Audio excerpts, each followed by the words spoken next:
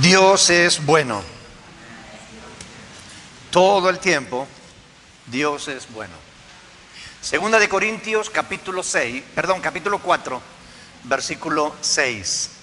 Segunda de Corintios, capítulo 4, versículo 6.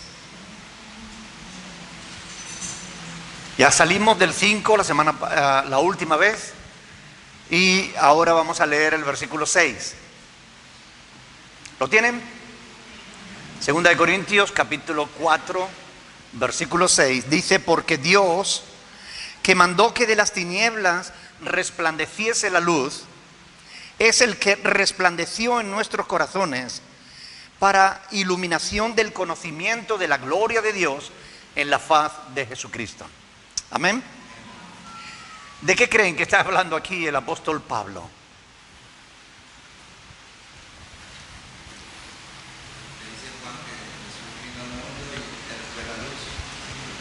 Ajá.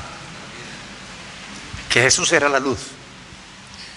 Pero cuando dice aquí porque Dios que mandó que de las tinieblas a la luz, o sea, de las tinieblas resplandeciese la luz, ¿a dónde nos lleva esto? A la palabra. ¿Pero a qué palabra?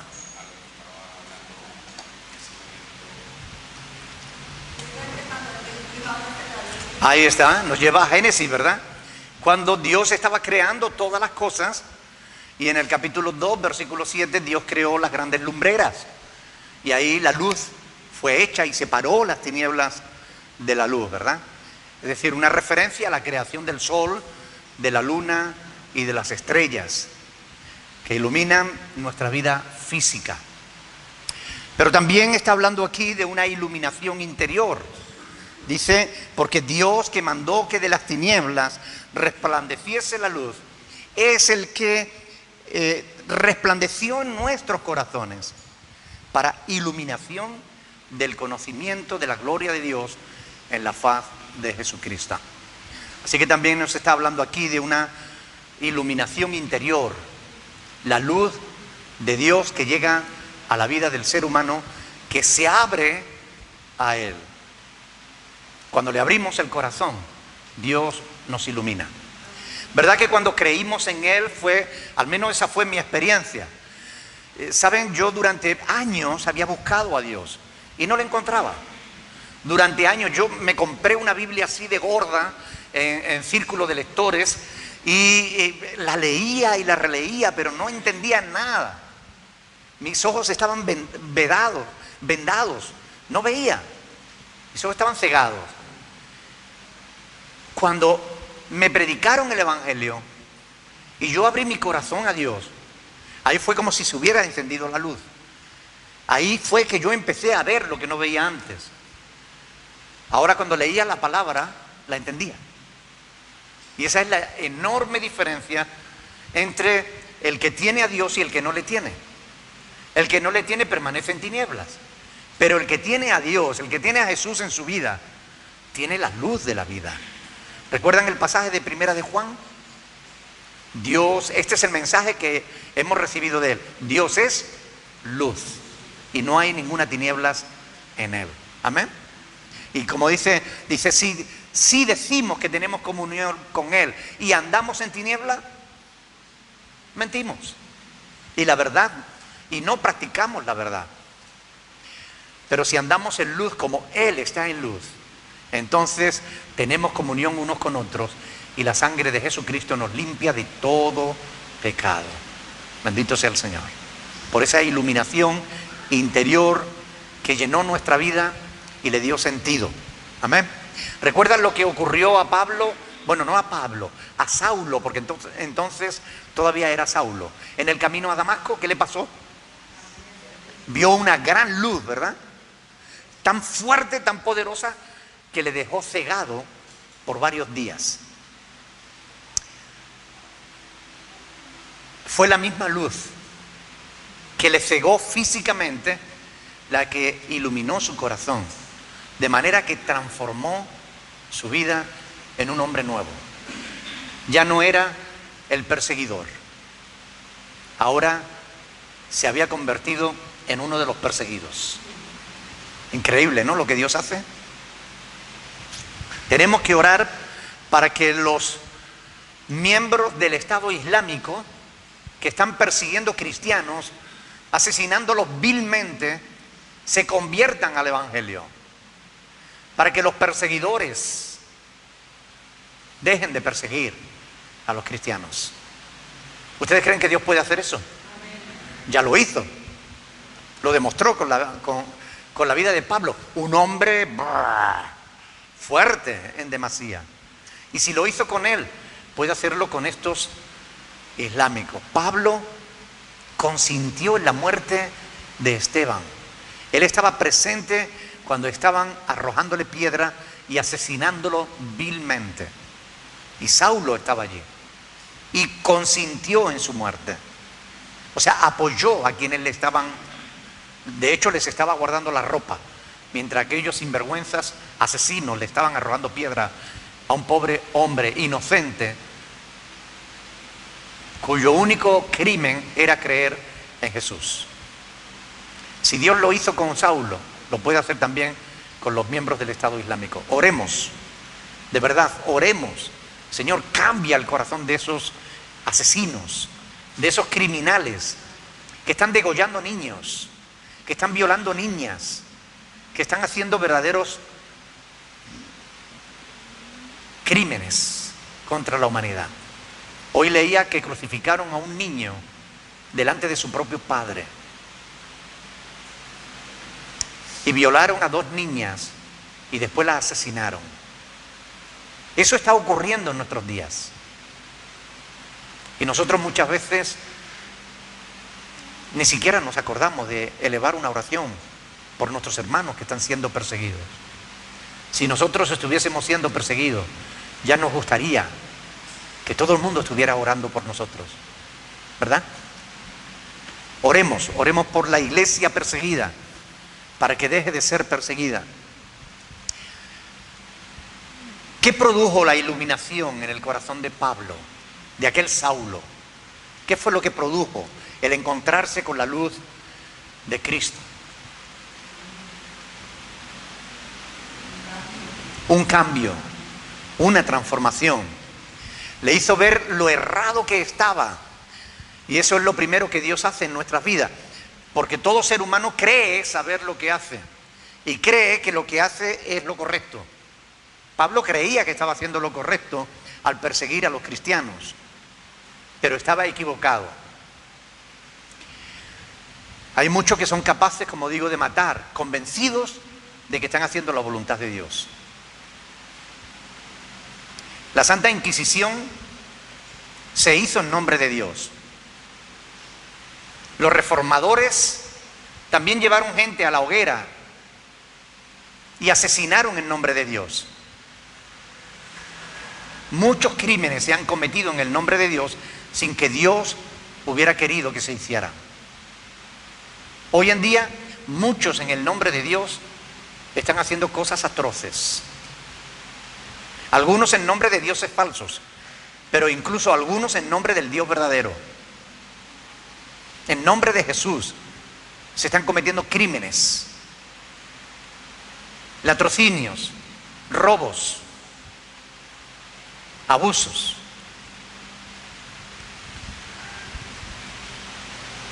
Pablo descubrió que lo que él estaba haciendo no era justamente lo que agradaba a Dios. Pablo, ¿qué haces? Saulo, ¿qué haces? ¿Por qué me persigues? ¿Estaba Saulo persiguiendo a Jesús? No. ¿A quién perseguía Pablo? A los discípulos de Jesús, ¿verdad? Sin embargo, quien persigue a un discípulo de Jesús está persiguiendo al Señor Jesús. Jesús se identifica contigo en tu sufrimiento, en tus persecuciones. Jesús, quien te hace daño a ti, le está afrentando al propio Dios. Y esto es importante tenerlo en cuenta. Dios sale al encuentro de los perseguidores y los frena. Bendito sea el Señor. Decimos que aquella luz transformó a Saulo. ¿Pero en qué le transformó? ¿En qué le cambió?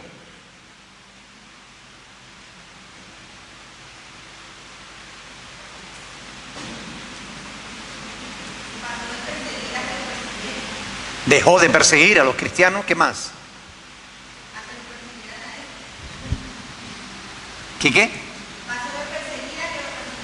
Ajá, pasó a ser perseguido. ¿Qué más? ¿Qué más transformación se originó en él?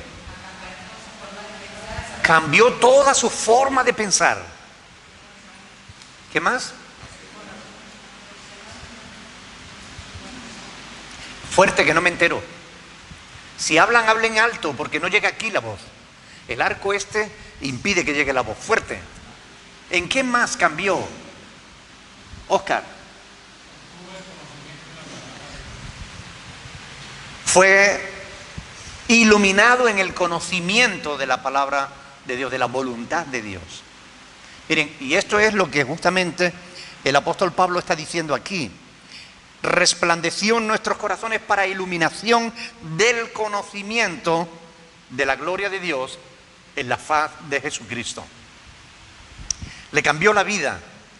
Él recibió una comprensión mucho más profunda del conocimiento de Dios, comprensión que otros no recibieron al mismo nivel.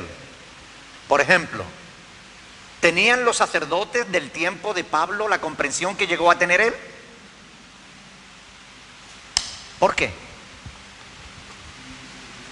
A ver, Oscar, dilo en fuerte. Porque no tenían al Espíritu Santo. ¿Y por qué no lo tenían? ¿Porque no habían qué? No habían creído. Cuando nosotros creemos en Jesús, cuando la luz de Dios ilumina nuestro corazón, ahí es que se produce ese cambio, esa transformación. Miren, es importantísimo entender esto. Tú sabes cosas hoy que antes no sabías. Ahora comprendes cosas que antes no comprendías. Entiendes cosas que no entendías. Porque la luz de Cristo te ilumina. Porque ahora comprendes la palabra de Dios que antes no la comprendías. Los sacerdotes del tiempo de Pablo no tenían el mismo nivel de comprensión que llegó a tener el apóstol Pablo. Ellos eran los encargados de enseñar la verdad al pueblo, pero ellos mismos eran ciegos, guiando a otros ciegos. Saulo pensaba, cuando era perseguidor, que agradaba a Dios, persiguiendo a los cristianos, pero en realidad estaba andando entre tinieblas. Pablo no tenía luz. Él creía que sí, pero en realidad no la tenía. Como el Sanedrín judío, pensaban que ellos eran los que tenían el conocimiento, pero el conocimiento de los judíos era pura tiniebla, era puro conocimiento humano. Habían puesto tantas cosas por encima de la palabra de Dios que cuando ellos se acercaban a las Sagradas Escrituras no podían entenderlas más allá de las doctrinas que los rabinos les habían enseñado. Y eso le pasa hoy en día también a muchos que viven en denominaciones, ya sean pentecostales, reformadas y demás, que cuando se acercan a la Biblia no tienen la capacidad de entenderla, porque ellos solo pueden ver lo que le han dicho que vean. Es como si te pones una gafa roja, todo lo vas a ver rojo. Si te pones una gafa amarilla, todo lo vas a ver amarillo. Si a ti te educan en una doctrina reformada, toda la Biblia tú la vas a entender a través de esa teología deformada más que reformada.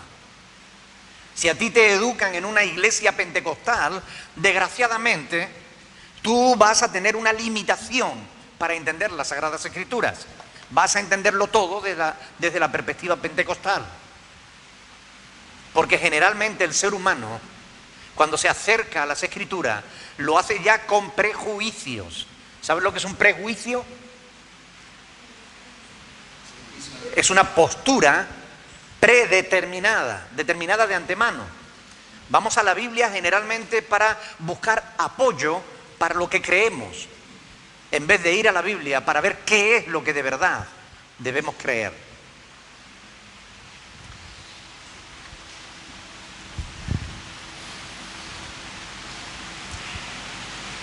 Pablo vivía entre tinieblas, lo mismo que los sacerdotes y escribas de su tiempo. Tenían la responsabilidad de enseñar las Sagradas Escrituras, pero no enseñaban las Sagradas Escrituras, enseñaban las doctrinas que los rabinos decían sobre las Sagradas Escrituras. Es como el cristiano que hoy no lee la Biblia directamente, sino a través de otros libros. Es como aquel que coge un libro de Josh Maxwell o de cualquiera de estos, o de Joel Osteen, o de Benny Hinn, o de alguno de estos, John Stott, y lee la Biblia a través de esos libros. Te estás condicionando. Lee la Biblia por ti mismo, léela en oración, pídele a Dios que te ayude a entenderla, y el Espíritu Santo, que nos guía a toda la verdad, nos guiará a la verdad. Y hay una diferencia enorme entre leer las Sagradas Escrituras buscando la verdad, a leerla para apoyar lo que ya de antemano nosotros creemos. Ellos mismos no conocían realmente la palabra de Dios, sino a través de las doctrinas rabínicas. De hecho, tuvieron a Dios mismo delante de sus narices y no supieron verlos. Al Mesías que ellos esperaban, lo tenían delante en carne y hueso y no supieron reconocerlo. ¿Creen que eso puede suceder hoy? ¿Creen que hoy puede haber cristianos que anden en tinieblas sin la luz de la palabra, sin la luz del conocimiento de Cristo? Cuando ellos viven en teologías predeterminadas, humanas, se están privando a sí mismos de la verdad. Por eso es muy importante que ustedes, que están aquí en esta congregación, y los que nos ven a través de las redes sociales, siempre escudriñen las Escrituras para ver si lo que yo les digo es verdad o no lo es. Escudriñen por ustedes mismos, orando, tomen nota, y cuando lleguen a casa, busquen. ¿Será verdad lo que me ha dicho el pastor? Cuestionen. Si algo no les suena bien, levante la mano. Pastor, yo no entiendo eso, o yo no estoy de acuerdo con eso. Pregunten, no se conformen, porque es necesario que nos aseguremos de que estamos creyendo en la verdad. Amén. La idea tradicional de la conversión como paso de las tinieblas a la luz, puede que Pablo la tomara de su propia experiencia, como digo, en el camino a Damasco, ¿no? De hecho, cuando Jesús lo llamó al ministerio, le dijo algo muy interesante. Yo quiero que vean conmigo en Hechos de los Apóstoles, capítulo 26, donde él está contando su testimonio por segunda vez. Hechos 26, vamos a leer los versículos del 16 al 18. Hechos 26, del 16 al 18.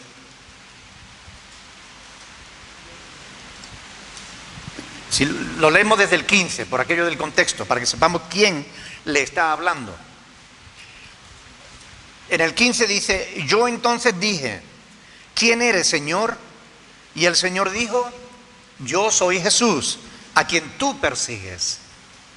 Pero levántate y ponte sobre tus pies, porque para esto he aparecido a ti. ¿Para qué? Para ponerte por ministro y testigo de las cosas que has visto y de aquellas en que me apareceré a ti, librándote de tu pueblo y de los gentiles a quienes ahora te envío. ¿Para qué? Para que abra sus ojos, para que se conviertan de las tinieblas a la luz y de la potestad de Satanás a Dios, para que reciban por la fe que es en mí perdón de pecados y herencia entre los santificados. Es decir, cuando Jesús llamó a Saulo, ya le estaba diciendo ¿para qué? Para que abriera los ojos de aquellos que aún no tenían la luz de Cristo. De ahí que la conversión se trate de esa forma, ¿no? Como de un paso de las tinieblas a la luz. Aquí tendríamos que hacer un alto en el camino y preguntarnos a nosotros mismos que estamos aquí, si estamos caminando en la luz de Dios. En Lucas 8:10, cuando Jesús le dice que a vosotros lo he escogido para crear el conocimiento de este misterio, ¿no? En los apóstoles. A los que nosotros le hablan parábola, que a vosotros les voy a dar el conocimiento. Están diciendo que iba a darle la luz del conocimiento a los apóstoles. Cuando Jesús está hablando en Lucas 8:10, Él dijo: a vosotros os he dado a conocer los misterios del reino de Dios, pero a los otros por parábolas, para que viendo no vean y oyendo no entiendan. Ahí lo que Jesús estaba haciendo era citar al profeta Isaías, que ya decía que el pueblo había engrosado su corazón en su rebeldía para con Dios, en su incredulidad, de manera que el castigo de Dios por la incredulidad era que aún viendo no iban a ver, es decir, que aún oyendo no iban a entender, no iban a oír.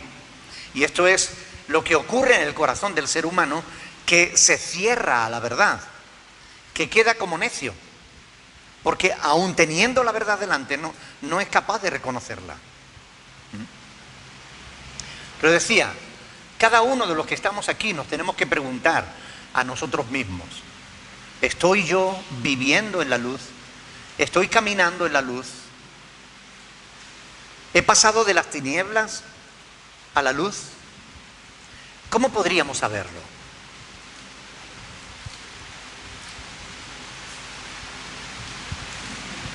Porque los fariseos pensaban que andaban en luz. Ellos estarían convencidos de que a la luz de la Escritura ellos estaban andando bien. Como digo, andaban en doctrinas humanas, pero ellos pensaban que andaban en la luz. Se habían alejado de la palabra de Dios. ¿Cómo podríamos nosotros estar seguros de que estamos caminando en la luz? ¿Cómo nos podríamos asegurar? Por la palabra. Como digo, los fariseos pensaban que estaban caminando en la palabra, aunque en realidad estaban caminando en lo que los hombres decían de la palabra. ¿Ustedes se dan cuenta del engaño?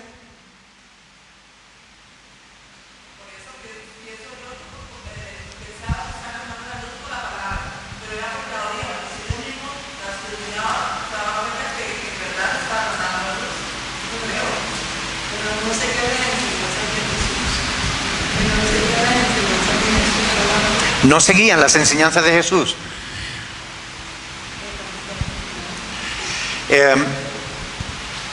Debemos buscar una relación personal con Dios. Porque miren, toda la Escritura nos habla de un Dios personal. Dios es una persona. Dios no es un concepto metafísico, no es una idea que nosotros nos hayamos inventado. Dios es real, es una persona, piensa, siente, igual que nosotros, porque nosotros fuimos creados a imagen de Él. Y como persona, Dios quiere tener una relación personal con los seres humanos. La cuestión es, ¿se puede tener una religión sin tener una relación personal con Dios? ¿Sí o no? Claro. De hecho, la mayor parte de la gente que cree que es cristiana, lo que tiene es una religión, más que una relación personal. Pero cuando de verdad tenemos una relación personal con Dios, el Espíritu de Dios nos guía a toda la verdad. El Espíritu de Dios da testimonio a nuestro espíritu de que somos verdaderamente hijos de Dios. Y eso significa que el Espíritu Santo habla con nuestro espíritu. El Espíritu Santo nos da testimonio. El Espíritu Santo nos habla, nos guía, nos consuela, nos anima, nos sostiene. El Espíritu Santo. Pero ¿mantenemos esa relación o solamente estamos manteniendo una religión? Ese es el quid de la cuestión. Si yo mantengo una religión, yo puedo venir a la iglesia, puedo escuchar los sermones, puedo tomar notas, puedo irme a mi casa después de haber alabado a Dios y creer que yo soy cristiano, pero después no tengo una relación personal con Él. No le hablo, nada más que cuando tengo problemas, o a lo mejor sí, a lo mejor le digo, Señor, gracias por estos alimentos en el nombre de Jesús, amén. Pero ¿es eso una relación? ¿Te imaginas que tú tuvieras una pareja que siempre te dijera, hola cariño, ¿cómo estás? Y que tú le digas, ¿qué tal te ha ido en el día? Y la pareja te responda, hola cariño, ¿qué tal? ¿Cómo estás? Yo bien, ¿y tú? Hola cariño, ¿qué tal? ¿Cómo estás? Si siempre te dice lo mismo, ¿dónde está la relación? La relación es hablar con el corazón abierto, dejar que Él te hable y que tú le hables a Él. Es contar con Él antes de tomar decisiones, es respetarlo, es amarlo.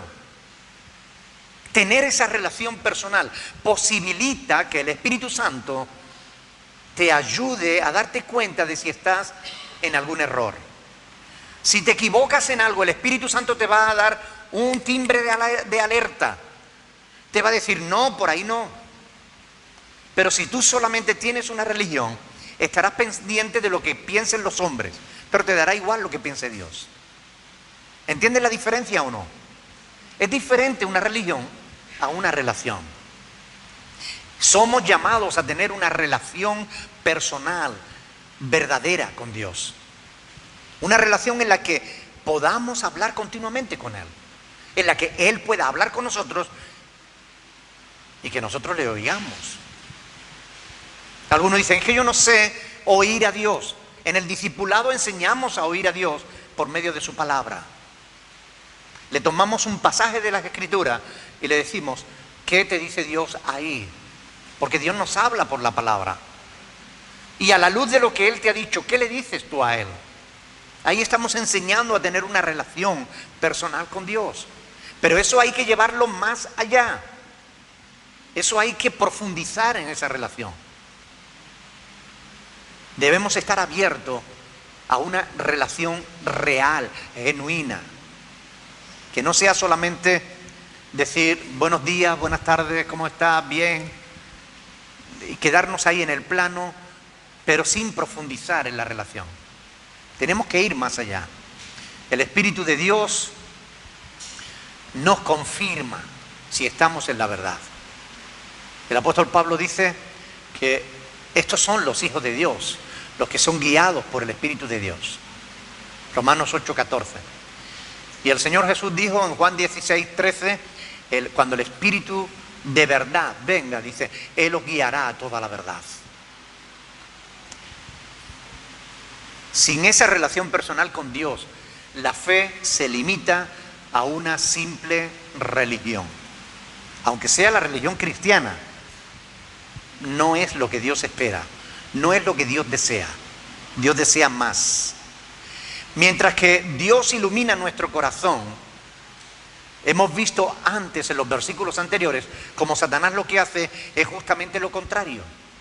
Ciega el entendimiento de la gente para que no le resplandezca la gloria del Evangelio de Cristo. Pero Dios ha brillado en nuestros corazones, nos ha iluminado con el conocimiento de su gloria por medio de la faz de Jesucristo. Y es muy interesante esta referencia, porque la busqué en el original. ¿Por qué habla ahí de la cara de Cristo? La faz de Jesucristo. Por medio, dice ahí, versículo 4, versículo 6, dice, para iluminación del conocimiento de la gloria de Dios en la faz de Jesucristo. Cuando lo busqué en el original, la faz significa justamente eso. Significa el rostro, la superficie, la apariencia, el semblante, la presencia, la persona de Jesucristo. Y es que es en Cristo que nosotros encontramos el conocimiento de Dios, de la gloria de Dios. ¿Recuerdan el pasaje del capítulo 3, versículo 18, de que decía, que hablaba de a cara descubierta, mirándonos como en un espejo la gloria del Señor. Ahí es en Cristo, en la faz de Cristo, mirándonos en Cristo. Ahora, quizás también debiéramos preguntarnos, ¿nos iluminó Dios para que nos sintiéramos superiores a los demás? No, de ningún modo. Él dice, fíjense en Efesios capítulo 1, ahí dice, ¿para qué fuimos iluminados?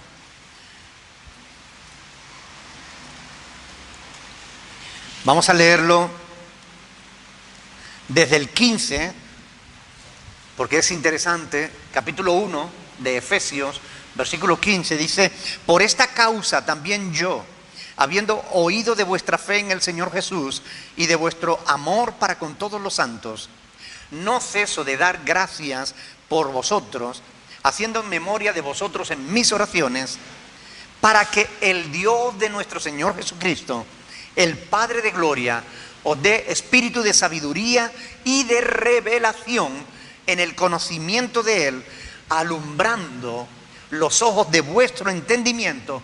¿Para qué? Para que sepáis cuál es la esperanza a que Él os ha llamado y cuáles las riquezas de la gloria de su herencia en los santos. Amén. Para que sepáis cuál es la esperanza. Y esto tiene que ver con el futuro, ¿verdad? No podemos vivir aferrados a las cosas temporales, porque perdemos de vista que aquí solamente somos peregrinos de paso, camino a la ciudad celestial. ¿Sabes cuál es la esperanza a la que habéis sido llamados? Porque dice aquí, para que sepáis cuál es la esperanza a que Él os ha llamado. ¿Sabéis cuál es esa esperanza? Nuestra salvación. La esperanza de que, aunque muramos, volveremos a la vida y viviremos con Él por toda la eternidad. Esa es la esperanza, la resurrección y la vida eterna, la esperanza que debe ayudarnos a enfrentar todas las adversidades, sabiendo que nada ni nadie nos podrá robar esa esperanza. Por si fuera poco, el apóstol Pablo no solo habla de esperanza de la salvación, sino también de las riquezas de la gloria de su herencia en los santos. ¿Sabías que tenías una herencia? ¿Sabías que te han nombrado heredero o heredera? Tienes una herencia esperándote. El apóstol Pedro nos lo aclara. Venga conmigo a Primera de Pedro capítulo 1. Primera de Pedro capítulo 1. Fíjense lo que dice el apóstol Pedro aquí. Veréis que esto es mejor que ser hijo de Rockefeller. Esto es mejor. Es una herencia mucho mejor. Primera de Pedro, capítulo 1, versículo 3. Bendito el Dios y Padre de nuestro Señor Jesucristo, que según su grande misericordia nos hizo renacer a una esperanza viva. No es una esperanza muerta, es una esperanza viva, por la resurrección de Jesucristo de los muertos. Es decir, la resurrección de Cristo es la esperanza de que también nosotros resucitaremos. Para una herencia que dice, ¿qué significa eso? No se corrompe, no se estropea. Una herencia incorruptible. No son muchos billetes que se te pueden comer los ratones. Un día yo estaba viendo una película donde un mafioso tenía un montón de billetes, pero montones de billetes, y empezó a dispararle a la rata porque se estaban comiendo sus billetes. Nuestra herencia no se la van a poder comer las ratas. Nuestra herencia es incorruptible, incontaminada, inmarcesible. Incontaminada, ya saben, que no tiene ningún tipo de contaminación. Inmarcesible quiere decir inalcanzable para otros. Nadie te la puede quitar. Es tuya, de nadie más. Reservada en los cielos para vosotros, que sois guardados por el poder de Dios mediante la fe, para alcanzar la salvación que está preparada para ser manifestada en el tiempo postrero, en lo cual vosotros os alegráis, aunque ahora, por un poco de tiempo, si es necesario, tengáis que ser afligidos en diversas pruebas, para que sometida a prueba vuestra fe, mucho más preciosa que el oro, el cual aunque perecedero se prueba con fuego, sea hallada en alabanza, gloria y honra cuando sea manifestado Jesucristo, a quien amáis sin haberle visto, en quien creyendo, aunque ahora no lo veáis, os alegráis con gozo inefable y glorioso, obteniendo el fin de vuestra fe, que es la salvación de vuestras almas. Amén. Tenemos una herencia reservada en los cielos. Qué bueno. Nadie nos va a poder quitar esa herencia. Aquí ahora, en España, mucha gente está renunciando a su herencia, porque el gobierno ha puesto impuestos sobre las transmisiones patrimoniales, de tal manera que si tú te reconoces la herencia, tienes que pagar tal cantidad de impuestos que en muchos casos es más los impuestos que lo que vas a recibir. Así que mucha gente está renunciando a su herencia. A eso yo le llamo robo. Este gobierno es un ladrón, porque la herencia ya pagó impuestos en su día, y hoy en día nos están haciendo pagar impuestos una y otra vez por los mismos bienes que ya hemos pagado impuestos. Eso es un robo descarado de los sinvergüenzas que después se llevan el dinero a Suiza. Dios les juzgará por eso. Pero nuestra herencia está reservada en los cielos, y ahí ningún gobierno, ni de derecha ni de izquierda, ni rojo ni azules, ni verde ni amarillo, ni de lunares, nadie nos la podrá quitar.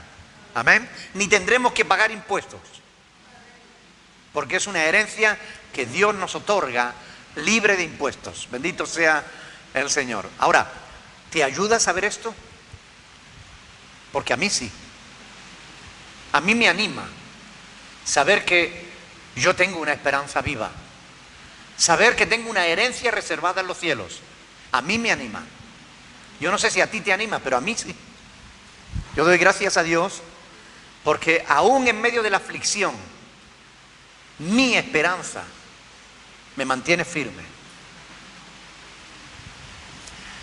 Puesta la esperanza delante de nuestros ojos. Como está escrito en Filipenses 3, del 20 al 21, mas nuestra ciudadanía está en los cielos, de donde también esperamos al Salvador, al Señor Jesucristo, el cual transformará el cuerpo de la humillación nuestra para que sea semejante al cuerpo de la gloria suya, por el poder con el cual también puede sujetar a sí mismo todas las cosas. Filipenses 3, del 20 al 21. Esa es nuestra ciudadanía. Algunos aquí todavía no tienen papeles, pero todos tenemos papeles del cielo. Miren, su Biblia son los papeles que le dan derecho a la ciudadanía celestial, porque esta es la escritura que Dios ha dejado diciendo que tú tienes una esperanza y una herencia que te esperan en los cielos. Bendito sea el Señor. Si pensamos solo en las cosas de la tierra, nos perderemos lo más importante, las cosas que son eternas. Debemos hacernos tesoros, ¿dónde? ¿Aquí o allí? En el cielo, ¿recuerdan? Hacernos tesoros en el cielo. También el apóstol Pedro responde: mas vosotros sois linaje escogido, real sacerdocio, nación santa, pueblo adquirido por Dios, para que anunciéis las virtudes de aquel que os llamó de las tinieblas a su luz admirable. Ustedes, mis hermanos, cada uno de nosotros, hemos sido llamados de las tinieblas a la luz. Bendito sea el Señor. Este pasaje nos enseña que tenemos una misión que cumplir mientras estamos aquí en la tierra. La cuestión es, ¿la cumplimos? ¿Estamos siendo luz para los que están en tinieblas? ¿Recuerdan que eso fue lo que Jesús le encargó a Pablo? Pero también nos lo ha encargado a nosotros, 1 de Pedro 2:9, para que anunciéis las virtudes de aquel que os llamó de las tinieblas a su luz admirable. Nosotros somos también responsables de llevar la luz de Cristo a quienes no la tienen. La pregunta es, ¿lo hacemos?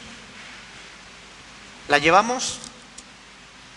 Porque si no lo hacemos, debiéramos hacerlo. Porque ¿cómo creerán la gente si no han oído de Jesús? ¿Y cómo van a oír si no hay quien les predique? ¿Recuerdan las palabras de Pablo en Romanos 10? Porque todo el que invocar el nombre del Señor será salvo. ¿Y cómo invocarán a aquel en el cual no han oído? ¿Invitas a tus vecinos o a tus compañeros de trabajo a tomarte un café para compartir con ellos lo que Dios ha hecho en tu vida? Si no lo haces, plantéatelo.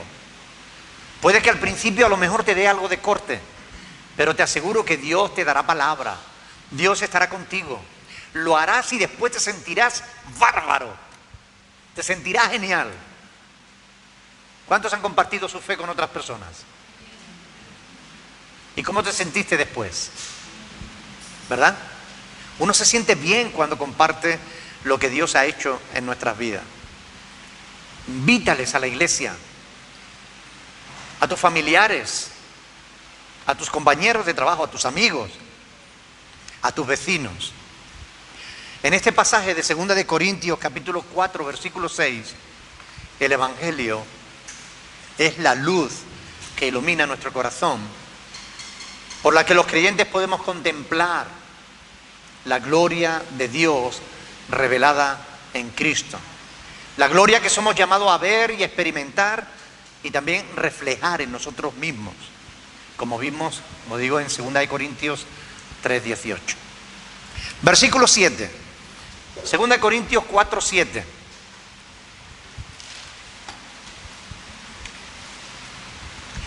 Pero tenemos este tesoro en vasos de barro para que la excelencia del poder sea de Dios y no de nosotros.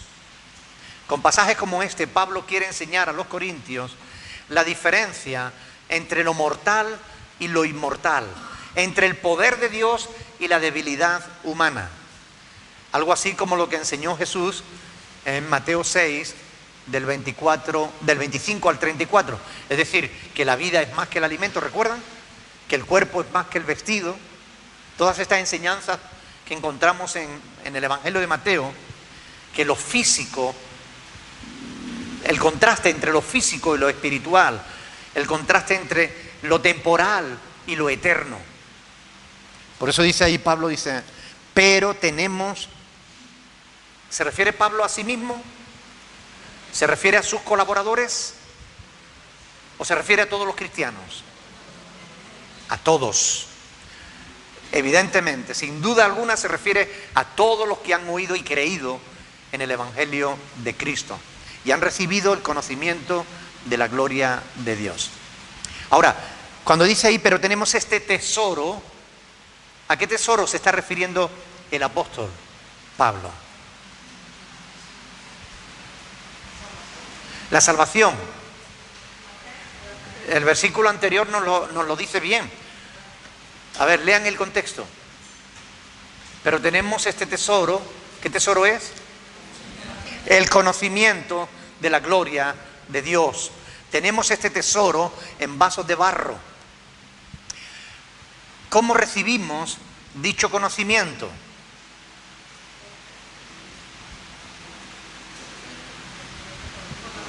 Por fe, sí, pero ¿cómo llega a nosotros? Por la predicación del Evangelio, ¿verdad? Eso es. Y por el estudio de las Sagradas Escrituras llegamos al conocimiento de la gloria de Dios. Ahora, ¿por qué Pablo le llama tesoro? Para él era lo más preciado. Porque para él era lo más preciado. Es decir, es de un valor incalculable. El conocimiento de la gloria de Dios es de un valor incalculable. No hay tesoro más grande que alcanzar el conocimiento de la gloria de Dios, pues por ella, como decían muy bien los hermanos, somos salvos por medio de la fe en Jesús. ¿Y qué vale más que eso? ¿Qué vale más que la salvación? Nada.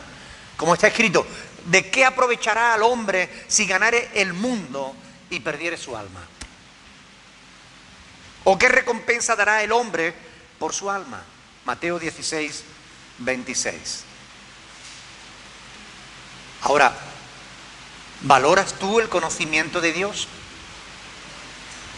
¿Valoras el conocimiento de Cristo como un verdadero tesoro?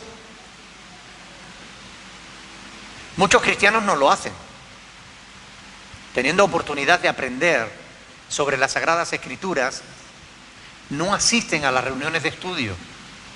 Yo doy gracias a Dios por todos los que venís, porque demostráis con vuestra actitud, con vuestra asistencia, jueves tras jueves, que para vosotros es valioso el conocimiento de la gloria de Dios.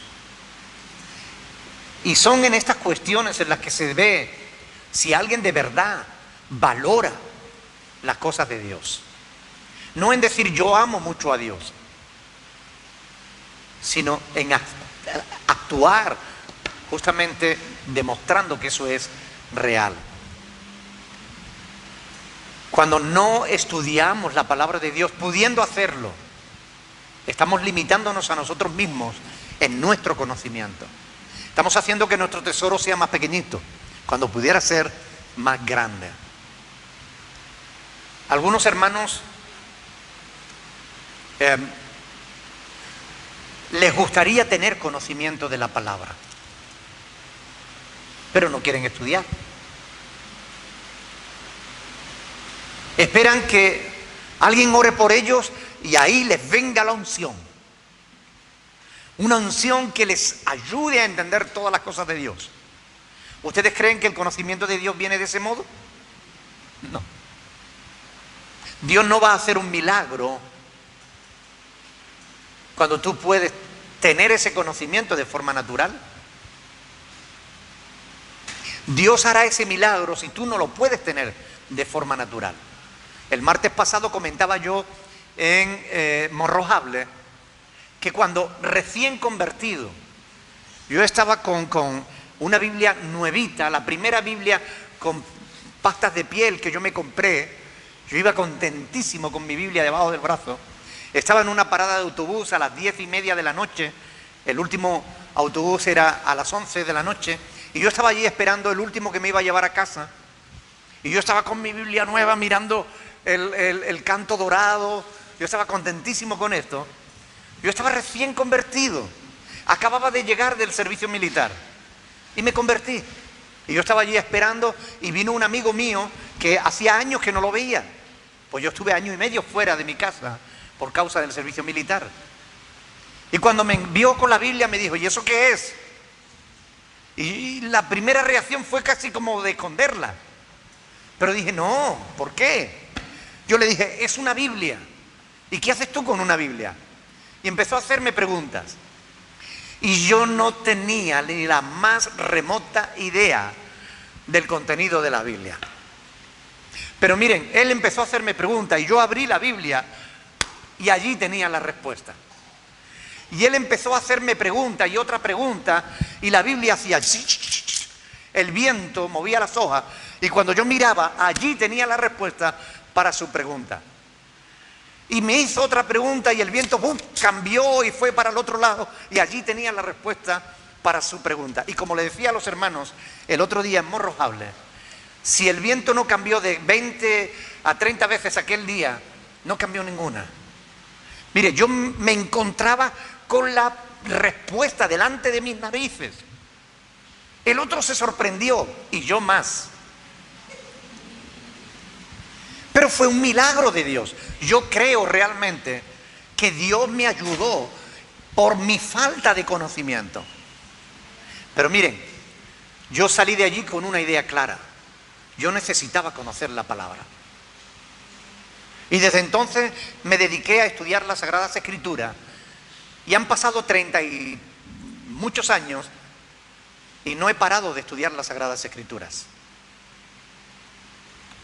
Cuando me hacen una pregunta de la Biblia, yo tengo una respuesta. Y le digo a los hermanos, a veces cuando me hacen una pregunta, mi mente es como una pantalla de ordenador en la que empiezan a aparecer textos bíblicos. Me hacen una pregunta y surgen un montón de argumentos, de textos, y podría escoger de ahí para poderle dar una respuesta. Pero ¿ustedes creen que Dios haría eso si yo no estudiara la palabra de Dios? Si tú quieres tener conocimiento, debes estudiar. No basta con decir yo tengo la unción, porque todos tenemos la unción. Y aún así Jesús nos dijo escudriñar las Escrituras. ¿Será que lo necesitamos? Dios sabe, ¿verdad? Pablo valoró el conocimiento de Cristo más que ninguna otra cosa. Cuando fue a despedirse de los pastores en Mileto, a los pastores de Éfeso, los convocó en Mileto y dice la palabra de Dios en Hechos de los Apóstoles, léanlo conmigo. Hechos de los Apóstoles, capítulo 20, versículos del 22 al 24. Hechos 20, versículo 22. Dice la palabra de Dios: ahora he aquí, ligado yo en espíritu, voy a Jerusalén, sin saber lo que allá me ha de acontecer, salvo que el Espíritu Santo por todas las ciudades me da testimonio, diciendo que me esperan ¿qué? Prisiones y tribulaciones. Escuchen bien. Pero de ninguna cosa hago caso, ni estimo preciosa mi vida para mí mismo, con tal que acabe mi carrera con gozo y el ministerio que recibí del Señor Jesús para dar testimonio del Evangelio de la gracia de Dios. Amén. ¿Cuáles eran las cosas que apreciaba Pablo? ¿Apreciaba su vida para sí mismo? No. Apreciaba su carrera. Acabar su carrera con gozo. Y no se refería a la carrera de médico, ni a la carrera de abogado, ni a la carrera de hacer tiendas. Se refería al ministerio que Dios le había encargado. En otro pasaje, un poco más adelante, Filipenses, capítulo 3, quiero que lo lean porque es muy revelador. Filipenses, capítulo 3, versículo 7. Aquí Pablo, una vez más, va a decir que para él el conocimiento de Cristo es un valor incalculable. Filipenses capítulo 3, versículo 7. Pero cuantas cosas eran para mí ganancia, es decir, estimadas, las he estimado como pérdida por amor de Cristo. Y ciertamente, aún estimo todas las cosas como pérdidas por la ¿qué? Por la excelencia del conocimiento de Cristo Jesús, mi Señor, por amor del cual lo he perdido todo y todo lo tengo por basura, para ganar a Cristo y ser hallado en Él, no teniendo mi propia justicia, que es por la ley, sino la que es por la fe de Cristo.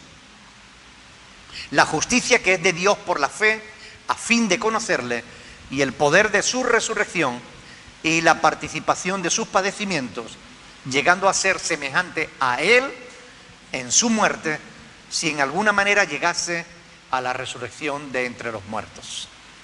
Miren, todas las cosas las estimo como pérdida por la excelencia del conocimiento de Cristo Jesús. Su conocimiento de Cristo y su misión, su ministerio, aquella que el Señor Jesús le encomendó, era para Pablo su gran tesoro. No era él mismo, no era su propia vida. Ahora, ¿cuál es tu tesoro para ti? ¿Cuál es tu gran tesoro? ¿Tu vida? ¿Tu familia? ¿Tu hogar? ¿Tu trabajo? ¿Cuál es tu gran tesoro? ¿Para qué vives? Porque algunos solo viven para sí mismos, sin entender que fuimos creados para la alabanza de la gloria de Dios. Amén. Lo dejamos aquí. ¿Alguna pregunta? Ni se me va el santo al cielo si no miro el reloj de vez en cuando. ¿Alguna pregunta?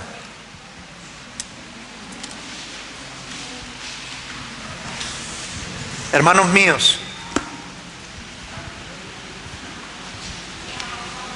tenemos un privilegio enorme que no tenía el apóstol Pablo.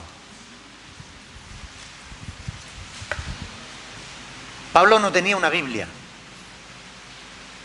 Pablo tenía algunos pergaminos, algunos rollos del profeta Isaías seguramente, algún rollo de alguno de los profetas menores, pero él no podía tener en un solo libro todas las escrituras. Nosotros sí. Las tenemos completas y debiéramos conocerlas, porque nos ha sido dejada para que la conozcamos. El otro día, hablando con una persona, me hizo varias preguntas y le mostré la respuesta por la palabra. Yo le buscaba el pasaje bíblico y se lo mostraba. Y me dice esta persona: es increíble, no puedo entender cómo me han estado enseñando tan mal durante tanto tiempo. Y yo le dije: eso no es lo increíble. Lo increíble es que tú seas creyente de hace tanto tiempo y no conozcas la Biblia por ti misma. Eso es lo increíble. Porque nosotros somos responsables de nuestro conocimiento. No solo quienes enseñamos, que tendremos que dar cuenta a Dios de qué enseñamos y cómo enseñamos.